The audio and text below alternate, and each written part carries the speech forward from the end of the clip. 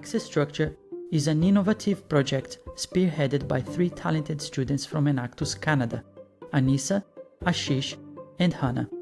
In this episode, I discussed their project and experience in the iTwin for Good competition. You participated in the iTwin for Good competition in Canada, you won the competition locally, and then you traveled to Kazakhstan where you competed against 4 other countries.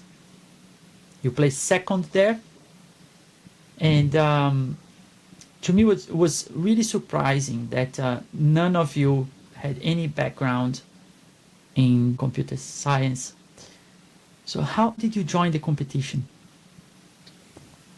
I think, at least for Aneesa, I think you've been in Enactus for a long time, right? Yes. And so I guess we were all kind of aware of Enactus, and so the Instagram page, it had like a advertisement for Bentley Systems and for the iTwin Challenge, and so we got together and was like, oh, this is such a cool partnership, and we kind of already had an idea, like since the first week of, okay, this is what we want to do.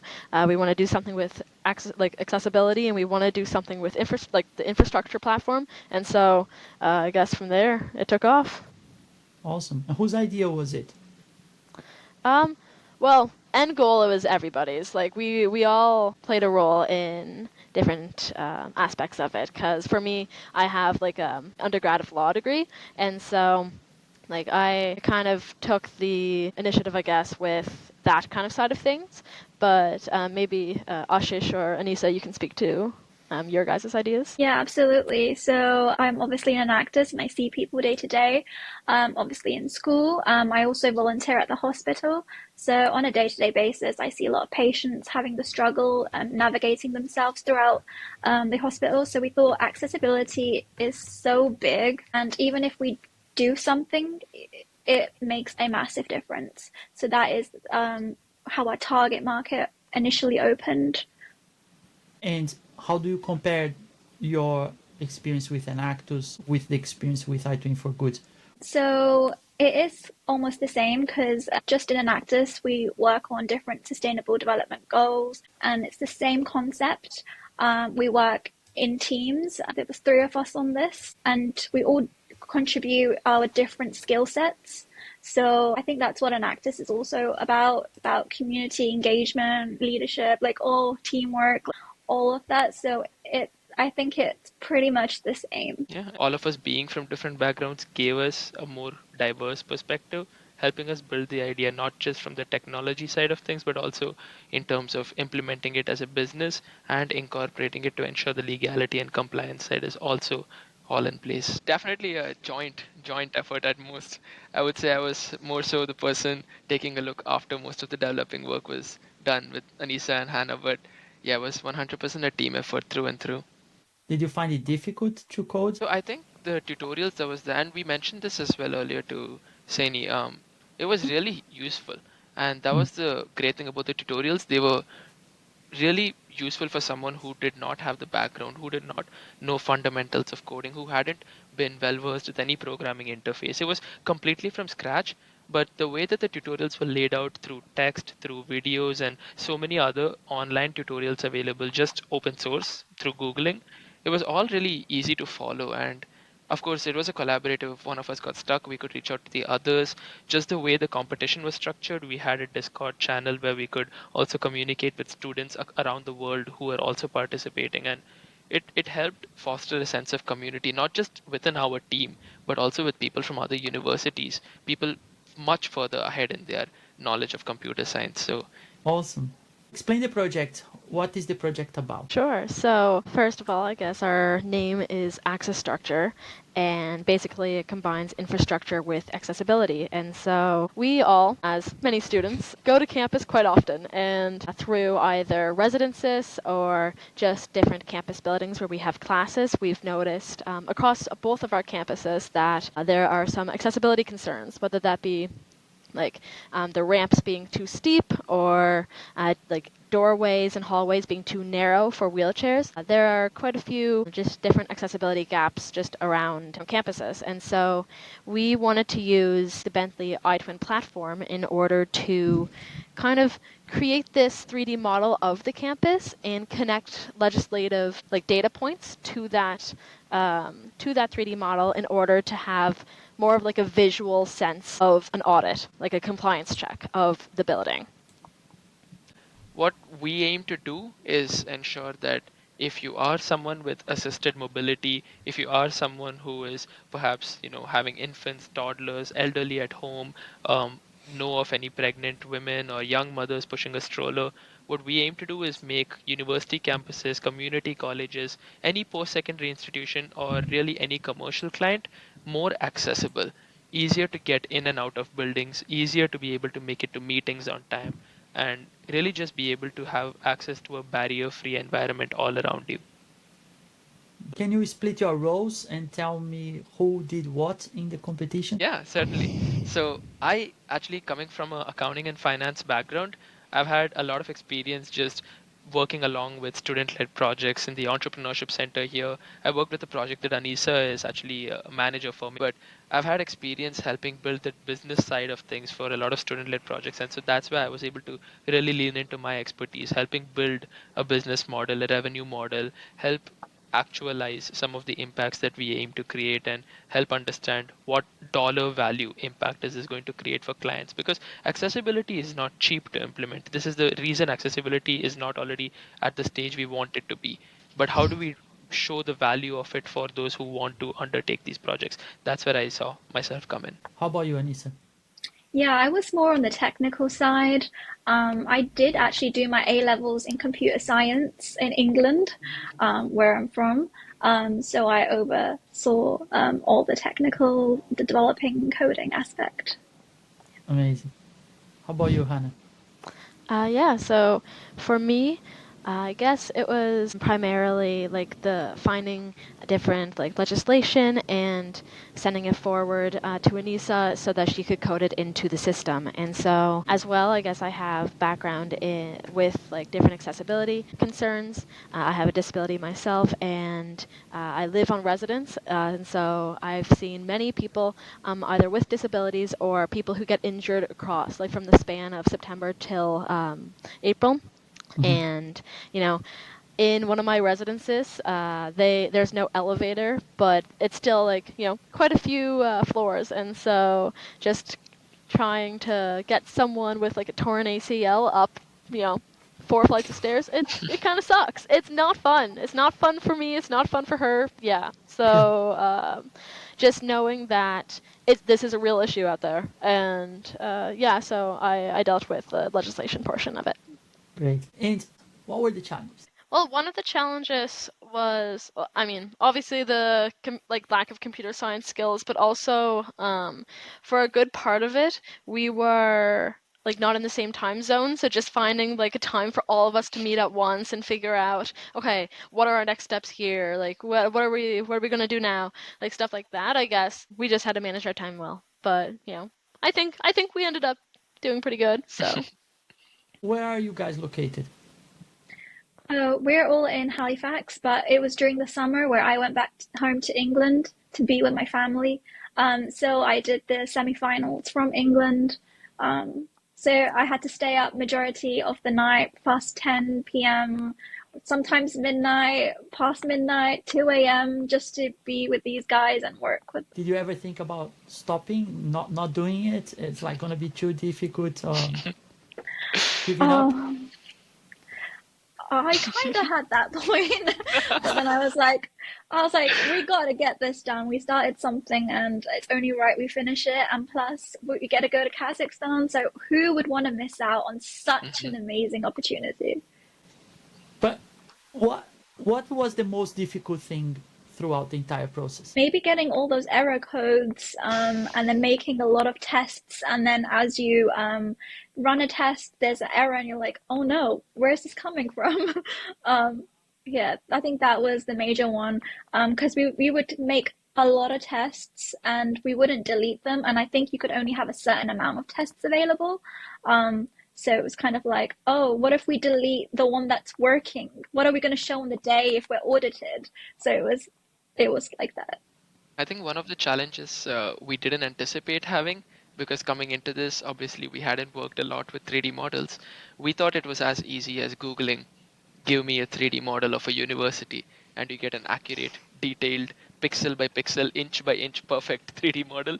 And we really got humbled by what it costs, what the process involves, and we really gained respect for what it means.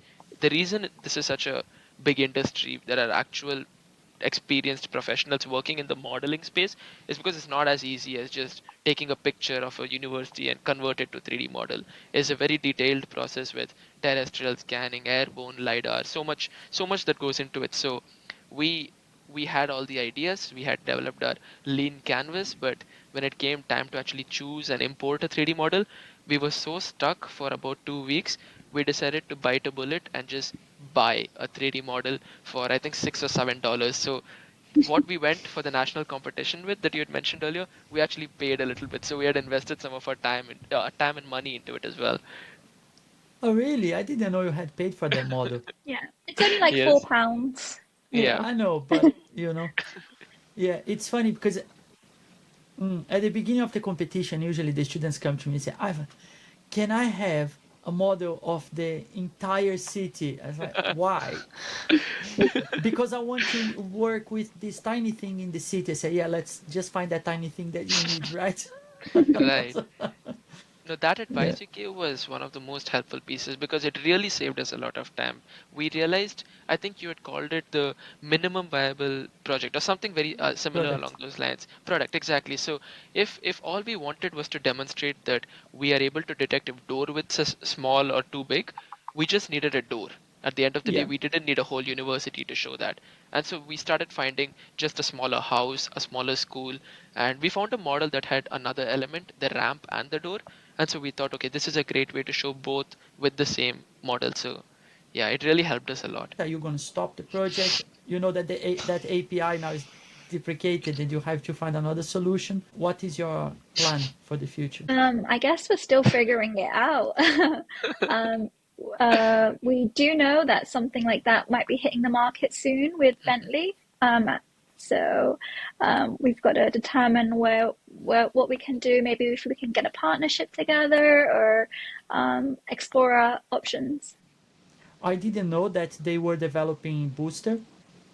Um, I only found out at the YII, which is this big event from Bentley. And then I met with the team. I met the guys. Went to Lithuania. We got that together because there is some things that we doing together. And when they showed what they were doing, and they were doing it with I was blown away, and I was like, "Oh, I think the guys from Canada are gonna love this," because you literally ask in text, um, "Does this project fit all the local regulations?" And it will go and look it up for you and come back with the answers. So yeah, you did tackle a real need, Yes. but um, I think there's a reason why we deprecated that old API now because there's something more advanced out there today that we can do more, and it's easier to use as well. But it would be interesting to see your project going further. Find another angle to it, and yeah, Definitely. Yeah, and I think that's the direction we anticipated we would want to go because and I think this came up in one of our questions as well at the World Cup was that what is the area of growth, what is the future direction, and we wanted to be able to incorporate AI so that from a 2D floor plan you could essentially visualize what the 3D model would look like because that is the biggest hurdle for clients to adopt is the initial cost of getting the entire campus 3D modeled and then imported and then audited. It would save a lot of time and money to just use the 2D floor plans they already have access to for fire exit or other kind of things. So really happy about that. Well, bittersweet. Really happy, but as Aneesa mentioned, it also means that we now have to figure out, although we don't have a clear idea of what our next step is, to anyone listening to this, we would love to collaborate with you. We would love to hear from your experiences. If you've been in the industry, if you are somebody who experiences assisted mobility and any forms of inaccessibility around you with regards to campuses, buildings, sports arenas, or honestly any built environment feature, we would love to hear from your experience.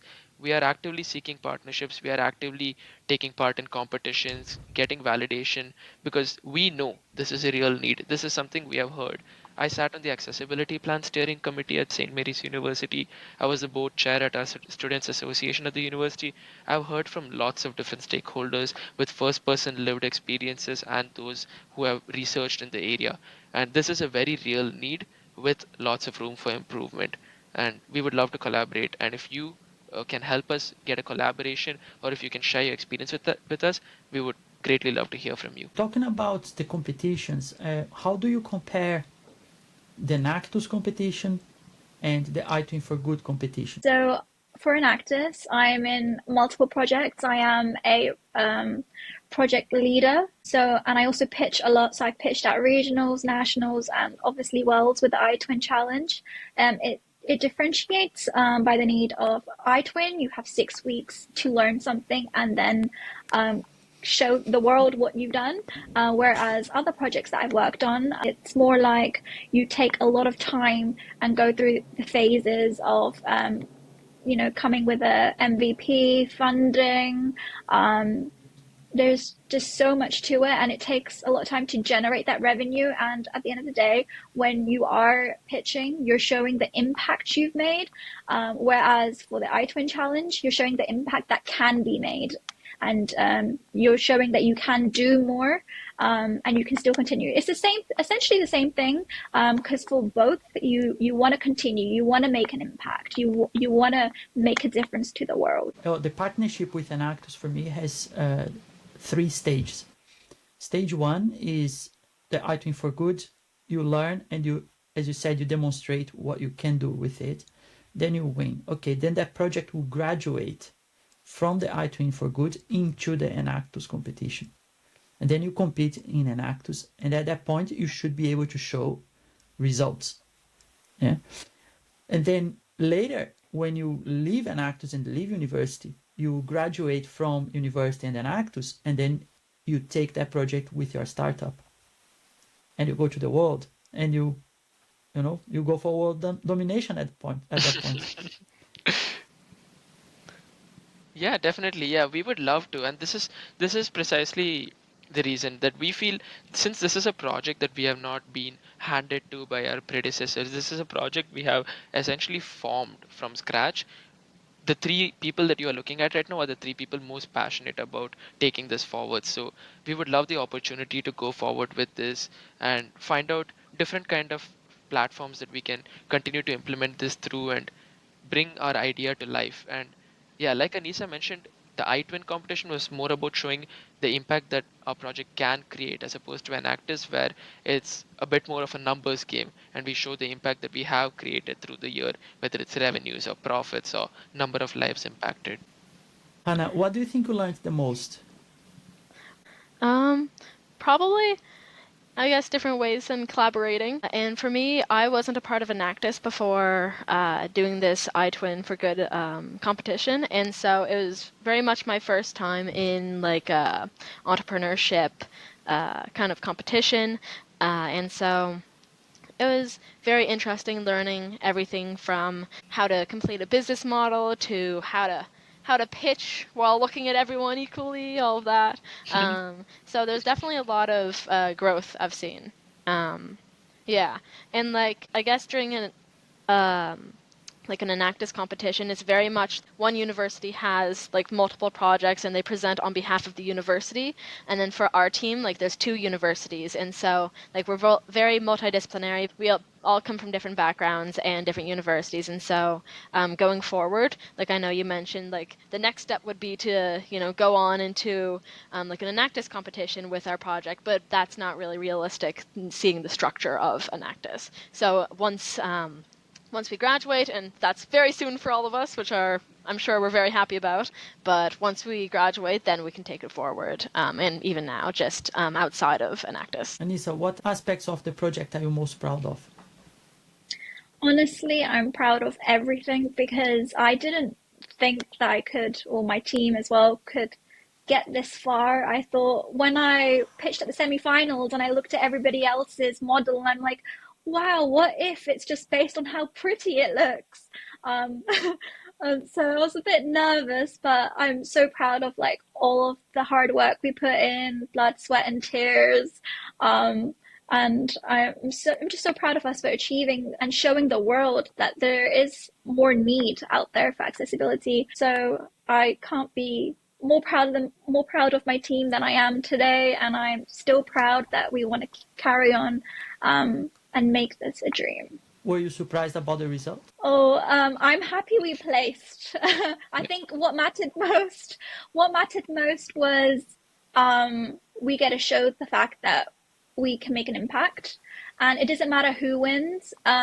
They're making an impact to the world. So we're proud of Team Brazil and actually all the teams that were present on that stage, people that participated and didn't participate, everyone in that room in Kazakhstan. Like, kudos to you. You guys all were awesome. We know from just the Discord channel of the Canada round, the national level competition, every university that participated was so involved.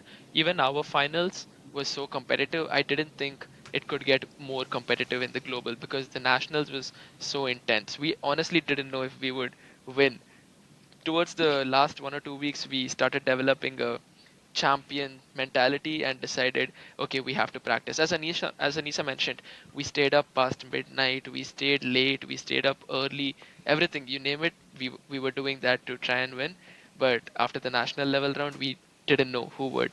So honestly, really proud of every team that didn't show up on the stage as well. Was there anything that like, wow, this is funny? We had a situation where we were trying to figure out how we can really monetize this and make it into a product, because end of the day Enactus is all about bringing an innovative solution but with a business mindset, as Amy in one of your previous episodes also mentioned. So if that really was the case, we had to create a business model that was realistic but also ambitious.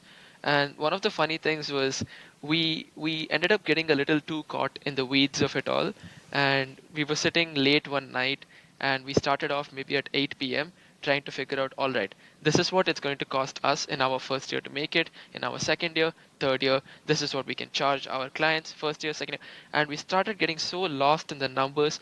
We were there for about 3 hours before we had any answer. If at all we were questioned about this at the World Cup, we still didn't have an answer after 3 hours. And we realized, okay, we need to simplify this. We are getting too caught in the complex details. Let's look at it from how a judge is going to look at it. They're listening to you speak, they're going to have an immediate question. Whatever answer you give, they're not going to go down and analyze it for 4 hours, calculate if every number adds up, come up with your best estimates, come up with the reasonable assumptions, and that's good enough. And it was really humbling and funny for us to realize that you don't need to think a million steps ahead when you're at an early stage of an entrepreneurial activity. Just think a few steps ahead and you will find your way as you go along. Yeah, I was wondering, so I know your involvement with Enactus has been through the iTwin, so more than 1 year now, with the first edition also happening earlier in 2024.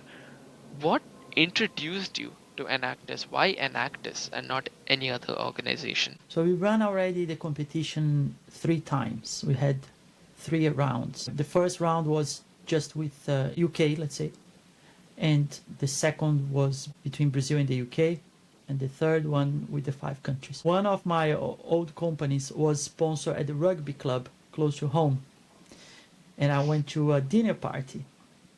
And then at the dinner party, there was the chairman of Enactus UK. And somehow the guys at the table said, you've got to meet is Stuart Mitchell. So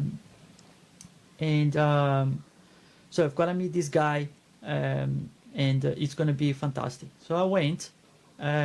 We had a chat. He explained everything about Enactus. I didn't understand anything at the time. I just thought, students, I like the idea to work with students. And he invited me to be a final round judge. So I went to the Enactus Nationals, and I was blown away, right? I was just speechless in the end. And I knew exactly what I wanted to do when the event finished. I knew that I had to become a partner and I had to run a competition with the students. It was challenging because no one in Bentley knew what Enactus was. So I had to start, pitching it internally and explaining how a competition like iTwin for Good would benefit Bentley.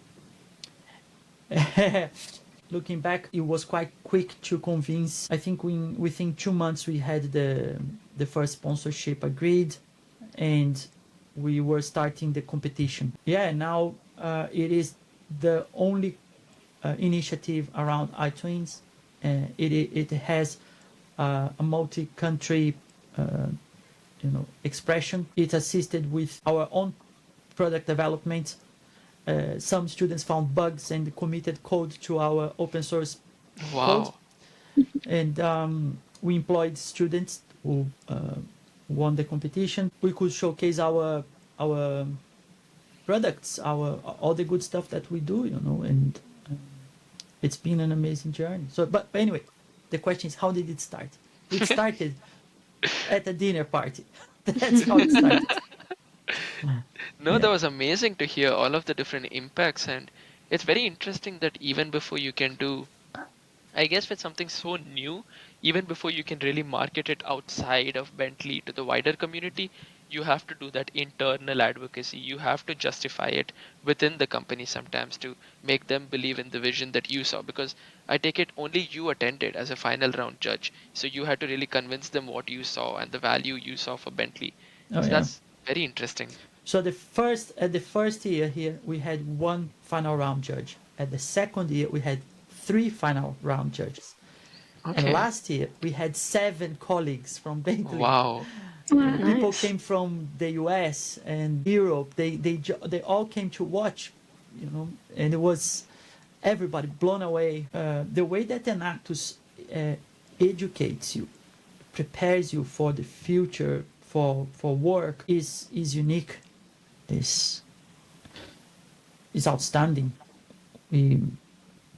You surely gonna be successful. There's no question about it. With or without Bentley, you're gonna be successful. No, opportunities like this really help us develop because I think like you mentioned, right, in the past it's been possible for like winners of this competition to have a really good chance of employment with Bentley systems or with other kind of technologically, infrastructure companies. But even for people like us who don't have a computer science background, probably not going to get in. Like as much as we love the competition, we probably not going to get into a coding related job. But the skills we learn through this unmeasurable because I learned so much more about legal regulations, the healthcare industry, what it looks like to work on accessibility related fields. Like the learnings are so interdisciplinary, like it's really going to translate into the workforce in ways that could not be have achieved without this competition. What would you like to do after you leave university, Hannah? I'm definitely looking at different jobs now, but I'm hoping to get into some sort of consultant job. I'm applying around different like graduate programs that deal with consulting. Some that deal with infrastructure consulting as well, which would be very interesting. And yeah, maybe go to law school one day. Who knows?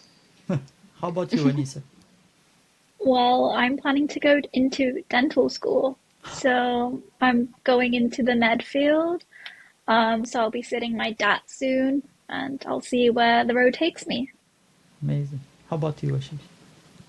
So for me, I had done an internship or a co-op with PwC Canada earlier in the year, and I've accepted a full-time offer to return with them after my graduation. So this time next year, I'll be working at PwC full-time. Congratulations. Thank you. And more importantly, thank you for letting us be a part of this journey. We spoke with some of the people who won last year. Hannah can touch upon it as well, but we got immense motivation from them, not just because we won the Canada round, even when we were just a participant at the national level, we reached out to them and they were so supportive of just the idea. They hadn't seen our presentation yet, just the idea. They showed so much faith in our vision. We felt so supported, and to know that whoever will participate in the competition next year will probably reach out to us looking for support as well. We just want them to know that we are always here for support. It's now a community, because as much as we have completed and participated in this year's version of the competition, we are alumni for the iTwin competition. You can always reach out to us. We are a network trying to help each other keep developing, and Kazakhstan was a lifetime memory. We rode on horses, drank fermented horse milk, ate so many things I don't even remember the name. Honestly, once in a lifetime experience, and who knows where the road's gonna take you next year. I hear Thailand, but hey, I'd like to fly back to Bangkok. Awesome. Thank you, guys. For sure. Thank Thank you, you. man. Bye. Thank you. Bye bye. Bye. Bye. iTwin for Good is a competition that challenges university students to use Bentley Systems' iTwin platform to create infrastructure that addresses the Sustainable Development Goals.